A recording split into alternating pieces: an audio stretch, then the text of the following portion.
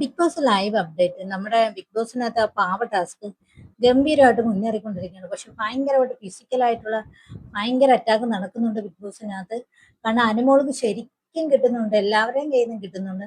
കാരണം ഇന്ന് വെച്ചാൽ അക്ബറിനൊക്കെ ഹൈറ്റ് ഒക്കെ കൂടുതലായതുകൊണ്ട് അനുമോൾ അവരുടെയൊക്കെ കീഴിൽ ചെന്ന് കഴിഞ്ഞാൽ അവര് ബോഡി ഇങ്ങനെ പ്രസ് ചെയ്ത് മുറിവ് സംഭവിക്കുന്നുണ്ട്. പിന്നെ അത് മാത്രമല്ല, ആര്യനോ നിവിനോ എങ്ങാണ്ട് അനുമോളുടെ കാലെ പിടിച്ച് വലിക്കുന്നു, അതിന് അനുമോള് തിരിച്ചു കടിക്കുന്നുണ്ട്. അനുമോളുടെ കയ്യിലിരുന്ന പാവകളൊക്കെ പിടിച്ചു വലിച്ചുകൊണ്ട് പോകുന്നുണ്ട്. അതിന് അവിടെ കിടന്ന് ഭയങ്കരമായി നിലവിളിയൊക്കെ നടത്തുന്നു. ഇവിടെ ഒന്നും കരഞ്ഞിട്ടൊന്നും ഒരു കാര്യമില്ല. പരസ്പരം അങ്ങോട്ടും ഇങ്ങോട്ടും പിന്നെ എന്തുവാ കുറ്റം പറഞ്ഞിട്ട് ഒന്നും ഒരു കാര്യമില്ല. കാരണം എന്ന് വെച്ചാൽ ഇത് ഇത്തിരി റിസ്ക് ഉള്ള ടാസ്ക് തന്നെയാണ്. കളിക്കാൻ പറ്റുന്നവർ കളിക്കുക, അല്ലാത്തവർ മാറി നിൽക്കുക. ഇവിടെ ഇപ്പൊ ഷാനവാസ് ഗെയിമൊന്നും കളിക്കുന്നില്ല കേട്ടോ. ഷാനവാസിന് ഇത് കണ്ടിട്ട് കിടന്ന് തെള്ളാനൊന്നും വയ്യാതെ പുള്ളിക്കാരൻ അവിടെ മാറി ഒഴിഞ്ഞു നിൽക്കുകയാണ്. പുള്ളിക്കാരൻ ഗെയിം കളിക്കുന്നതേ ഇല്ല.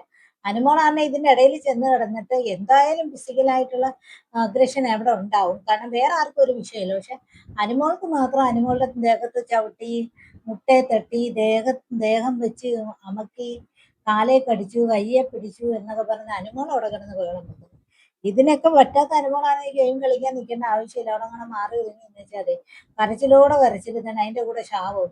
ഇതൊക്കെ നേടിയിട്ട് എന്തോ നേടാനാ, ഇതൊക്കെ കൊണ്ട് എന്തോ ചെയ്യാനാ, ഇങ്ങനൊക്കെ ചെയ്തിട്ട് എന്ത് ഗുണമാ കിട്ടുന്നതെന്നൊക്കെ ചോദിക്കണം. അങ്ങനെയുള്ള അനുമോൾ എന്ത് ചെയ്യണം? മാറി നിൽക്കണം. ഒരു ഗുണവും വേണ്ടെന്നുണ്ടെങ്കിൽ മാറി ഒഴിഞ്ഞു നിൽക്കുക. അല്ലാതെ ഗെയിം കളിക്കുന്നവരുടെ ഇടയിലോട്ട് ചെന്ന് കയറി അവരുടെ ഗെയിമിനെ കൂടെ തടസ്സപ്പെടുത്തേണ്ട യാതൊരു കാര്യവും അനുമോൾക്കില്ല. ഇപ്പൊ അനുമോൾ ബിഗ് ബോസിനകത്ത് നടത്തിക്കൊണ്ടിരിക്കുന്ന ഇതാണ്. രാവിലെ മുതലേ കിടന്ന് കരച്ചിലോട് കരച്ചിലാണ്. അതിന് ഗെയിമിൽ വിജയിക്കാൻ പറ്റാത്തതിന് കിടന്ന് കരഞ്ഞിട്ട് വല്ല കാര്യമുണ്ട്? ചുമ്മാതെ കുറെ ശാപവും ചെരിഞ്ഞിട്ട് വല്ല കാര്യമുണ്ട്?